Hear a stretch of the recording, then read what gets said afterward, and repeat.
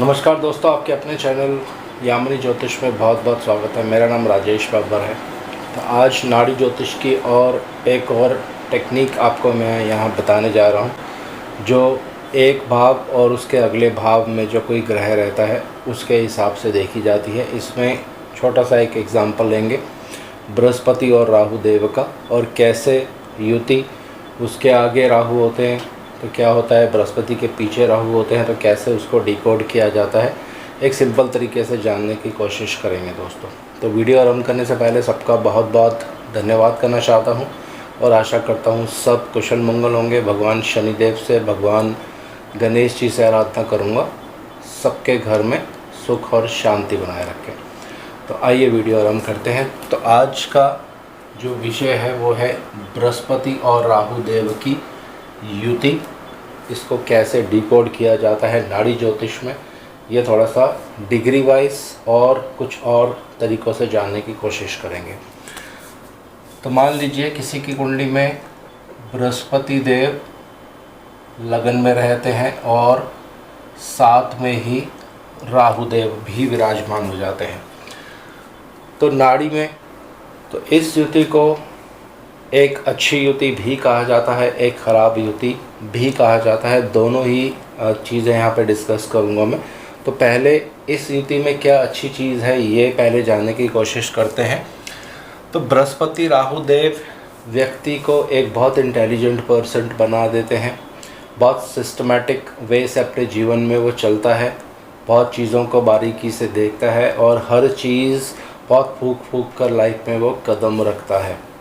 ऐसे लोग खाने पीने का बहुत अपना ध्यान रखते हैं, किसी तरह से एक्स्ट्रा ओवर ईटिंग नहीं करेंगे, यानी हर चीज़ में उनकी लाइफ में आपको एक सिस्टम दिखेगा, बिना सिस्टमेटिक वे से काम नहीं करते हैं। तो ये तो हो गई कुछ पॉजिटिव चीज़ें जब बृहस्पति देव राहु देव की युति होती है नाड़ी के हिसाब से। इसमें वैदिक का कोई भी रूल नहीं है। दूसरी खराब चीज़ यहाँ पे क्या है, जब बृहस्पति के साथ राहु देव रहते हैं तो बृहस्पति देव को नाड़ी ज्योतिष में जीव कारक माना जाता है, यानी जो जातक जिसके बारे में आप चर्चा कर रहे हैं, जिसकी कुंडली आप देख रहे हैं, वो स्वयं। तो जब ऐसी युति कुंडली में बन जाती है तो इसको एक श्रापित कुंडली कहा जाता है। पिछले जन्म में किसी गुरु द्वारा या किसी ब्राह्मण द्वारा श्राप आपको दिया जाता है, जो इस जन्म में बृहस्पति और राहु देव की आपकी कुंडली में युति हो जाती है। तो इसको कैसे इसका उपाय किया जाए, इसका बहुत एक सिंपल सी रेमेडी होती है। किसी भी ब्राह्मण को आप दान कर सकते हैं या गाय की पूजा कर सकते हैं, गाय की सेवा कर सकते हैं, क्योंकि बृहस्पति देव जो हैं ये गाय को भी रिप्रेजेंट करते हैं। बृहस्पति देव आपके श्वास को रिप्रेजेंट करते हैं, आपकी नाक को रिप्रेजेंट करते हैं। तो बहुत सारी इसमें चीज़ें होती हैं, लेकिन इसकी सबसे अच्छी रेमेडी यही है, किसी ब्राह्मण को दान किया जाए या गौ माता की सेवा की जाए। उससे ये जो श्राप है आपकी कुंडली में ये बिल्कुल इरेडिकेट हो जाएगा। इससे बिल्कुल आप निजात 100% पा लेते हैं दोस्तों। अब यहाँ पे एक चीज़ और देखने की होती है कि अगर बृहस्पति देव यहाँ बहुत कमज़ोर होंगे, बृहस्पति देव में बल नहीं होगा और कोई शत्रु ग्रह जो बृहस्पति का शत्रु होता है नाड़ी ज्योतिष में, वो भी इस पर दृष्टि डाल रहा होगा, तो यहाँ बृहस्पति को फिर ग्रह युद्ध में हारना पड़ जाता है, क्योंकि राहु देव फिर उस पर विजय पा लेते हैं। लेकिन यही उल्टा होता है, अगर बृहस्पति देव ताकतवर होते हैं, यहाँ पे उनका कोई मित्र उन पे दृष्टि डाल रहा होता है, मान लीजिए यहाँ पे अगर सूर्य देव दृष्टि डाल रहे हैं और राहु एक कमज़ोर शत्रु राशि में बैठा होता है यहाँ पे, तो बृहस्पति देव को बल मिल जाता है, तो वो राहु देव पर विजय पा लेते हैं, ग्रह युद्ध में उनकी विजय हो जाती है दोस्तों। अब थोड़ा सा इसको अंशों के हिसाब से समझने की कोशिश करते हैं। ये बहुत महत्वपूर्ण है नाड़ी ज्योतिष में, अंशों के हिसाब से बहुत प्रेडिक्शन होती है। उदाहरण लेते हैं, बृहस्पति देव के मान लीजिए 12 अंश हैं और वहीं पे राहु देव के 15 अंश हैं, दोनों एक ही भाव में एक साथ बैठे हुए हैं। तो यहाँ पर आपको कैसे फलित करना है, राहु देव हमेशा उल्टा चलते हैं, यानी जो सांप का मुंह होता है उसका मुंह हमेशा सामने की तरफ होता है, जो फ्रंट पार्ट होता है। तो राहु देव जो उल्टा चलेंगे, इसका मतलब है ये इस राशि से इस राशि में आते हैं, उल्टा चलते हैं। अगर मान लीजिए यहाँ पे मैं 10 नंबर लिख देता हूँ, यहाँ पे 9 नंबर होगा, तो राहु देव उल्टा चलते हैं। तो 30 डिग्री उनकी यहाँ से शुरू होती हैं, 30 के बाद 29, 28, 27, 26, 25 ऐसे करते करते ये 15 डिग्री पे यहाँ पे आ जाएंगे। तो इसका मतलब क्या है, बृहस्पति देव 12 डिग्रीज पे उससे पहले ही बैठे हैं। तो राहु देव जो इधर मुंह करके चल रहे हैं, ये पहले बृहस्पति देव को पकड़ लेंगे दोस्तों। ये यहाँ पे आपको समझना बहुत ही आवश्यक है। तो ये राहु देव बृहस्पति देव को पकड़ लेंगे और एज अ रिज़ल्ट क्या होता है, जो जीव कारक होता है उसको फिर बहुत पीड़ा सहनी पड़ती है लाइफ में। तो ये एक नियम हो गया। इसको थोड़ा सा उल्टा करते हैं, इसी नियम को समझने की थोड़ी सी डिग्री वाइज चेष्टा करते हैं। मान लीजिए बृहस्पति देव की 15 डिग्रीज हैं और राहु देव की 12 डिग्रीज हैं। तो इसका मतलब क्या है, इसका मतलब क्या है कि राहु देव बृहस्पति को मिलके आगे जा चुके हैं। तो इसका तात्पर्य यहाँ पे आप ऐसे निकालेंगे, इसको डिकोडिंग जो है वो ऐसे करेंगे कि बृहस्पति देव राहु देव से मिले, उसके बाद राहु देव आगे चले जाते हैं और बृहस्पति देव वहीं रहते हैं। तो जातक को बाय बर्थ कुछ प्रॉब्लम अवश्य होती है।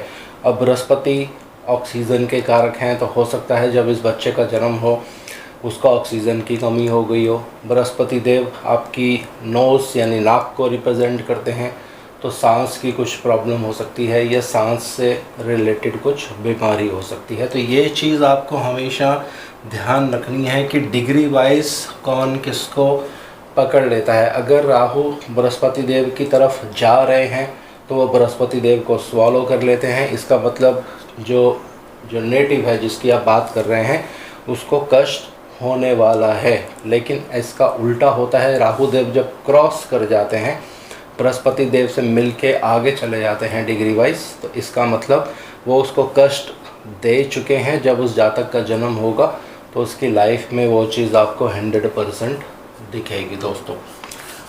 अब इसी कॉम्बिनेशन को थोड़ा सा आगे बढ़ाते हैं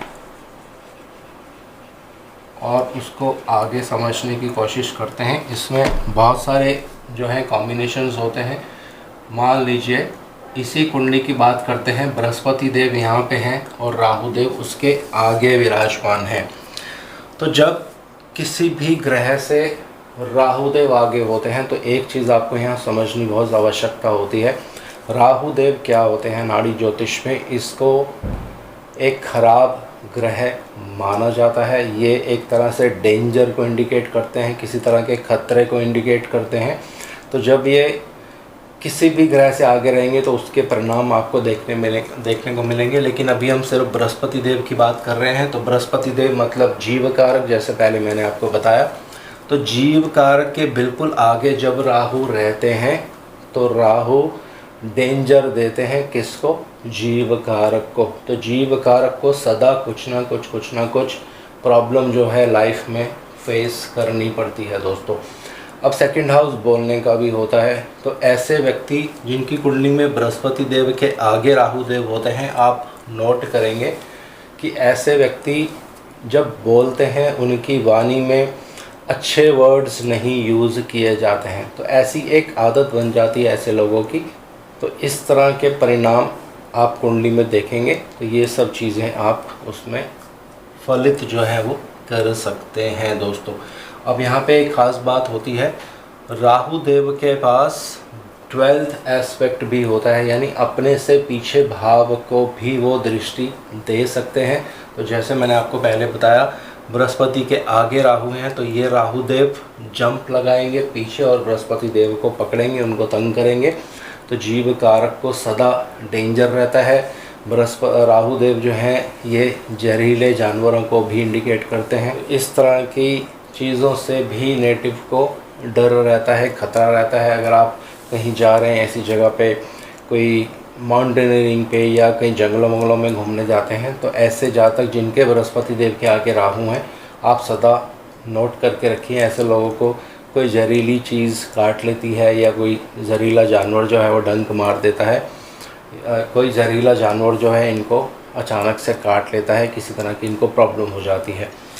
दूसरी चीज़, राहु देव जो है ऊंचाइयों को भी दर्शाते हैं दोस्तों। तो जिनके बृहस्पति के आगे राहु देव हैं, आपको सदा अपने जीवन में ध्यान रखना है, ऊंचाई से गिरने के योग होते हैं, लेकिन ये योग तभी होंगे जब बच्चा छोटा होता है, यानी 12 साल से पहले।